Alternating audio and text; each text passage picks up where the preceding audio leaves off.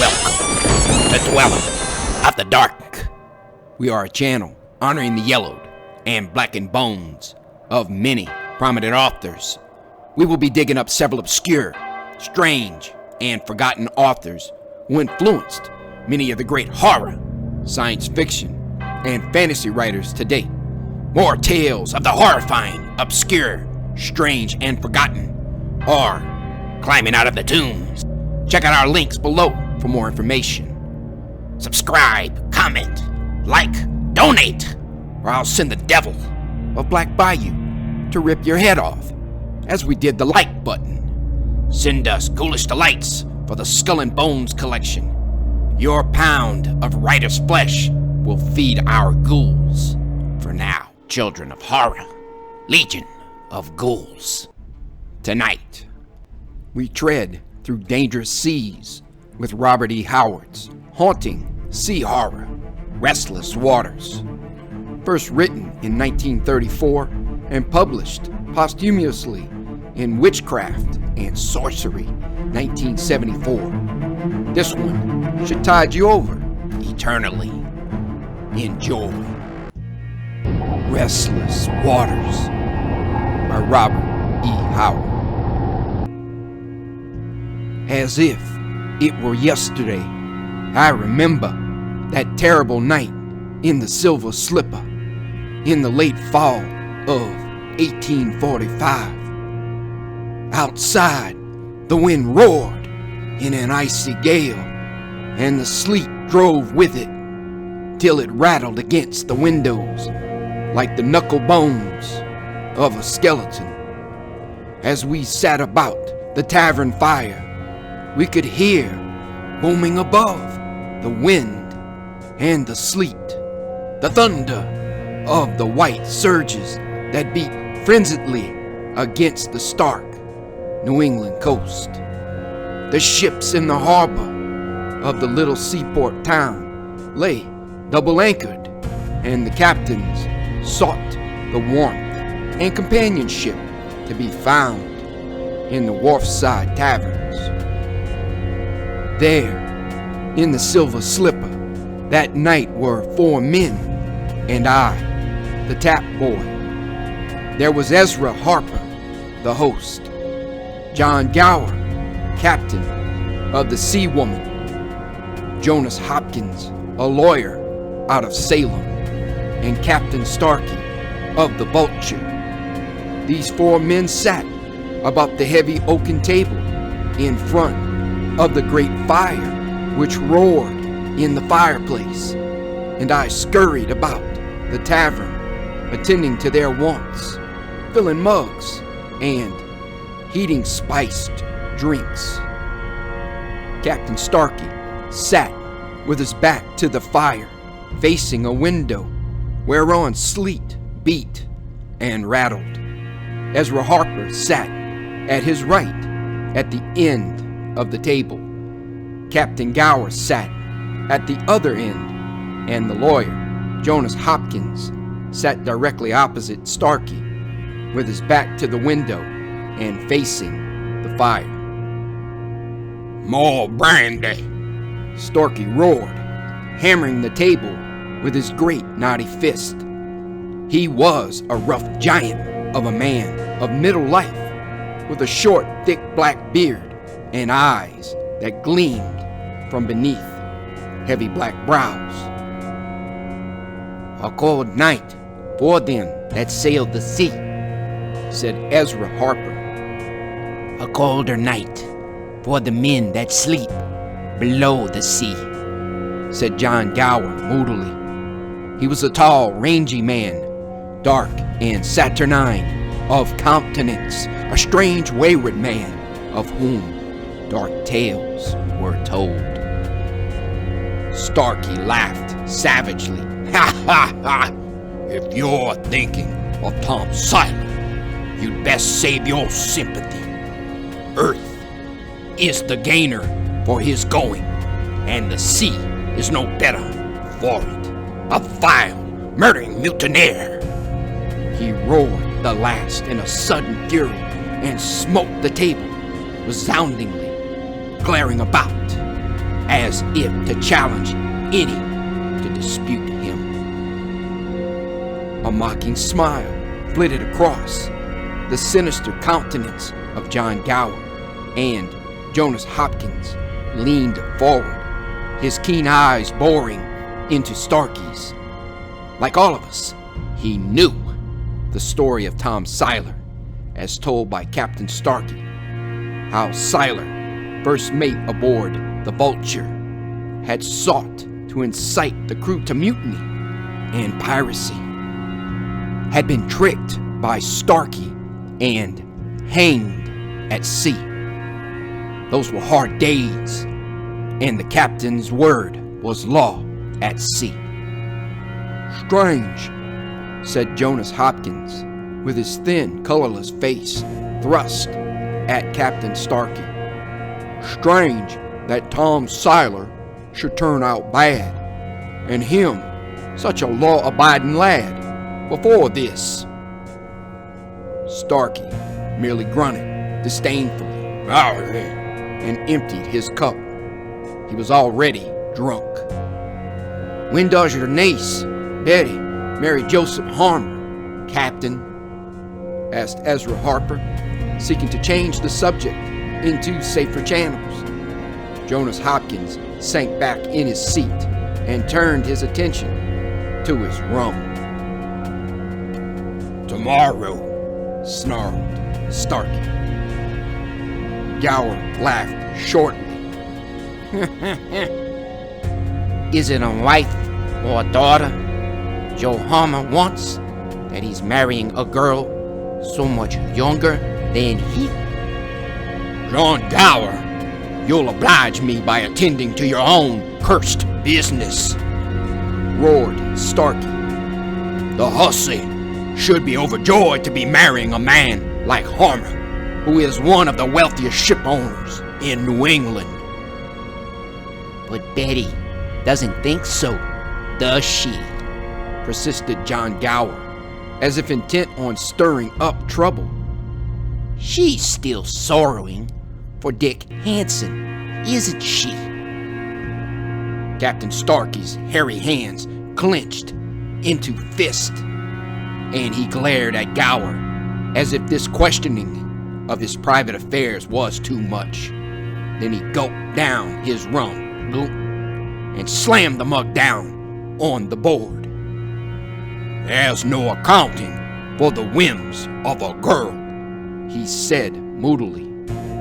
"If she wants to waste her life lamenting a wastrel who ran away and got himself drowned, that's her business. But it's my affair to see she marries properly." "And how much is Joe Harmer paying you, Starkey?" asked John Gower bluntly. This passed the point of civility and discretion.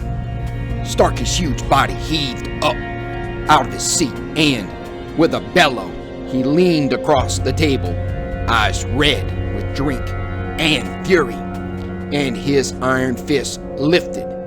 Gower did not move, but sat smiling up at him, slit-eyed and dangerous. "Sit down, Starkey," Ezra Harper interposed.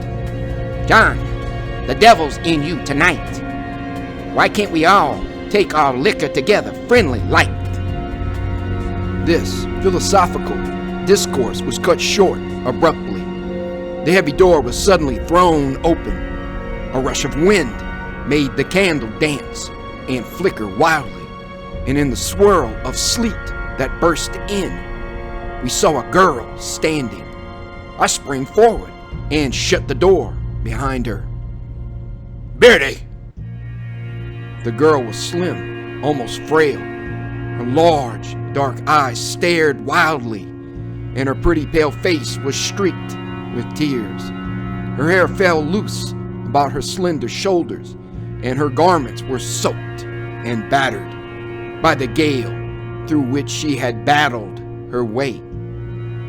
"Betty!" roared Captain Starkey. "I thought you were at home in bed. What are you doing here? And on a night like this? Oh, Uncle, she cried, holding her arms out to him, blindly, oblivious to the rest of us. I came to tell you again. I can't marry Joseph Harmer tomorrow. I can't. It's Dick Hansen. He's calling to me through the wind, in the night, in the black waters. Alive or dead, I'm his till I die. And I can't. I can't. Get out! Roared Starkey, stamping and brandishing his arms like a maniac. Out with you and back to your room. I'll attend to you later. Be silent. You'll marry Joe Harmer tomorrow, or I'll beat you to death. With a whimper, she sank to her knees before him, and with a bellow he raised his huge fist as if to strike her. But with one cat-like movement, John Gower was out of his seat and had hurled the enraged captain back upon the table. Keep your hands off me, you damned pirate! Shouted Starkey furiously. Gower grinned bleakly. That's yet to be proven, said he. But lay a finger on this child, and we'll see how quick a damned pirate can cut the heart out of an honest merchant man who's selling his own blood and kin to a miser. Let be, John. Ezra Harper interposed. Starkey, don't you see the girl's in a fair way to collapse? Here, honey. He bent and lifted her gently. Come with old Ezra. There's a warm fire in an upper room, and my wife shall give you some dry clothes. It's a bitter night for a girl to be out in. You'll stay with us till morning, dearie. He went up the stair, half carrying the girl, and Starkey stared after them for a moment, then returned to the table. There was silence a while, and then Jonas Hopkins, who had not moved out of his seat, said, "Strange tales, making the rounds, Captain Starkey." "And what might they be?" asked Starkey defiantly. Jonas Hopkins stuffed his long, slim-stemmed pipe with Virginia tobacco before he answered. "I talked with some of your crew today." "Huh?" Starkey spat out an oath. "My ship makes port this morning, and before night the gossips are at work." Hopkins beckoned me for a coal for his pipe. I obliged, and he took several long puffs. "Mayhap they have something to work on this time, Captain Starkey." "Speak up, man," said Starkey angrily. "What are you driving at?" "They say on board the Vulture that Tom Seiler was never guilty of mutiny. They say that you trumped up the charges and hanged him out of hand in spite of the protest of the crew." Starkey laughed savagely but hollowly. "On what basis for this wild tale?" "They say that as he stood on the threshold of eternity, Tom Seiler swore that you were murdering him because he had learned what became of Dick Hansen. But before he could say more, the news shut off his words and his life."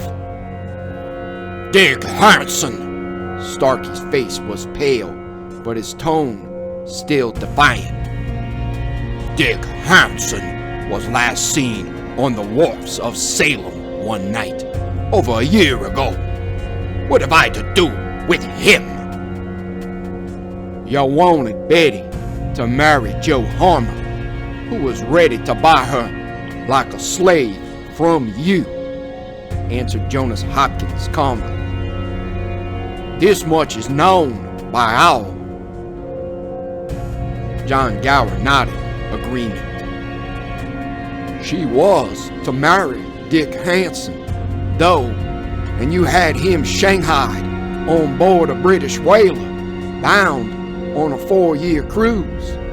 Then you spread the report that he had been drowned and tried to rush Betty into marrying Harmer against her will before Hansen could return.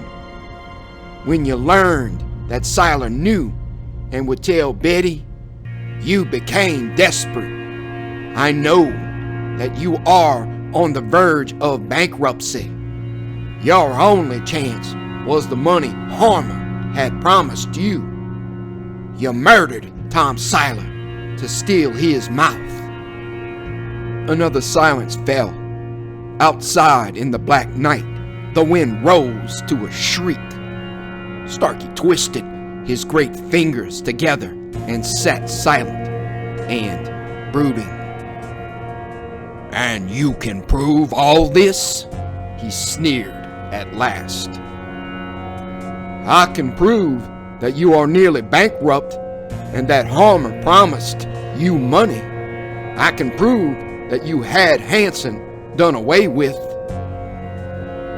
But you can't prove that Siler was not contemplating mutiny, shouted Starkey. And how can you prove Hansen was shanghaied?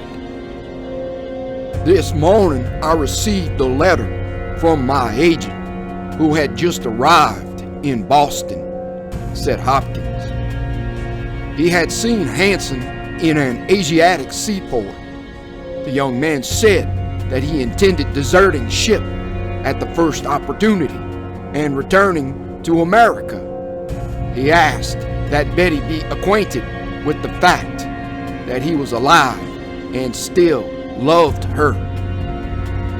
Starkey rested his elbows on the table and sank his chin on his fist, like a man who sees his castles falling about him and red ruin facing him. And he shook his mighty shoulders and laughed savagely. He drained his cup and reeled to his feet, bellowing with sudden laughter. I've still a card or two in my hand, he shouted. Tom Siler's in hell with a noose around his neck, and Dick Hansen's across the world. The girl's my ward and a minor, and she'll marry whoever I say. You can't prove what you say about Siler. My word's law on the high seas, and you can't call me to account for anything I do aboard my own ship. As for Dick Hansen, my niece will be safely married to Joe Harmer long before that young fool gets back from his cruise. Go tell her if you like. Go tell her Dick Hansen still lives. That's what I intend to do, said Jonas Hopkins, rising, and should have done so before now, had I not wished to face you with the facts first. Great good it will do, yelled Starkey like a wild man. He seemed like some savage beast at bay, defying us all. His eyes flamed terribly from under his craggy brows, and his fingers were crooked like talons. He snatched a goblet of liquor from the table and waved it. Aye, go tell her she'll marry Homer, or I'll kill her. Contrive and plot, you yellow-spined swine. No living man can balk me now, and no living man can save her from being the wife of Joe Harmer. Here's a toast, you cringing cowards. I'll drink to Tom Siler, sleeping in the cold white sea with the noose about his traitor's neck. Here's to my mate, Tom Siler, a spinning and a whirling from the cross trees. This was insanity. I shrank back from the blast of the man's hideous triumph, and even from John Gower's face the smile was missing. "Du Dam Seiler!" The winds answered the roar. The sleet drummed with frantic fingers on the window, as if the black night itself sought entrance. I shrank near to the fire behind Captain Starkey's back, yet an unearthly coldness stole over me, as if through a suddenly opened door, a wind from some other sphere had breathed upon me. "Du Dam Seiler!" Captain Starkey's arm went up with the goblet. His eyes, following the motion, rested on the window that separated us from the outer darkness.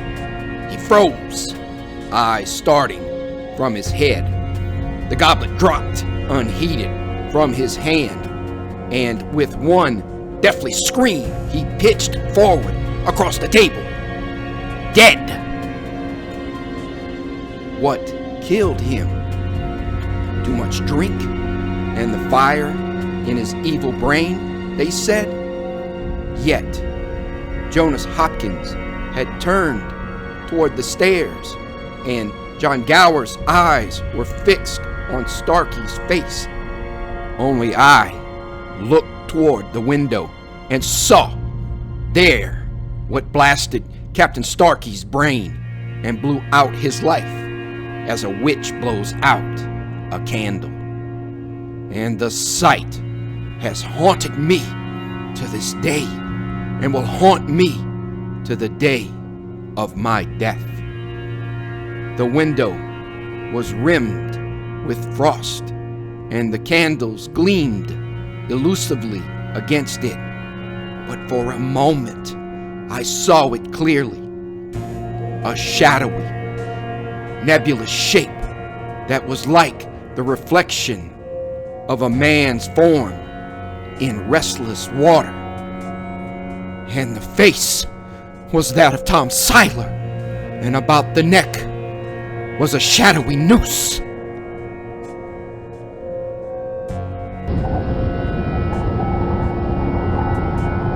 Thank you for listening. Have a great night.